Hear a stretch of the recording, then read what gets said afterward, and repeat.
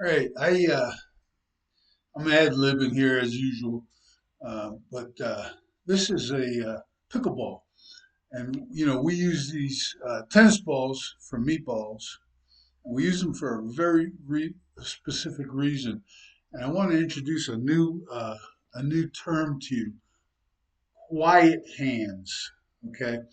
Now, the idea of the meatball was, of course, to keep your hands tight.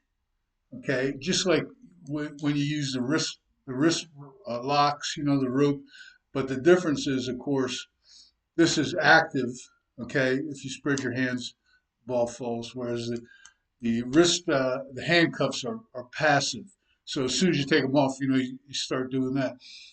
I keep watching guys play like this. Okay, and some guys do this and some guys do this and all this other stuff.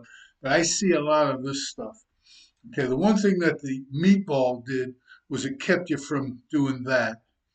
Okay, and it kept your hands uncoupled, just like a receiver has to stop and put his hands together to catch a ball. So it kept your hands uncoupled from the legs. Okay, but what it does, the thing that I want you to understand too is notice my chest right now. Okay, it's protected. Okay, when I'm playing with hooks, okay, we call this long because rather than playing from here, we played here. Okay, and this is kind of like a gun sight. I can see what I'm going to hit, and I can see my front sight. If you're shooting pistols, you're looking at the rear sight, but you're focusing on the front sight.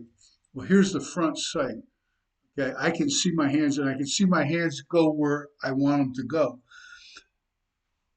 The idea was trying to get both hands on a guy. Now you might separate your hands on contact just because of the way the guy's body is configured. You might have to find the handholds, but you're not coming from here. You're coming from here. Okay, and you see the sight. I can see my hands go where I want them to go. All right, I, I don't know how you transfer force from the ground through your body to the guy unless you use your head and shoulders.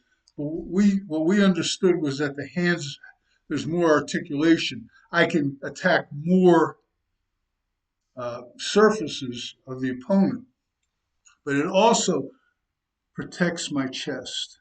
Okay. Now we talk about the shoulder roll, and I'm calling it a twist now, but it's the same thing. I have my hands right there, and I'm taking away his target.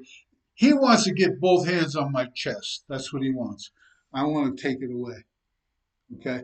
And the footwork, we've talked about that enough. So give this a shot.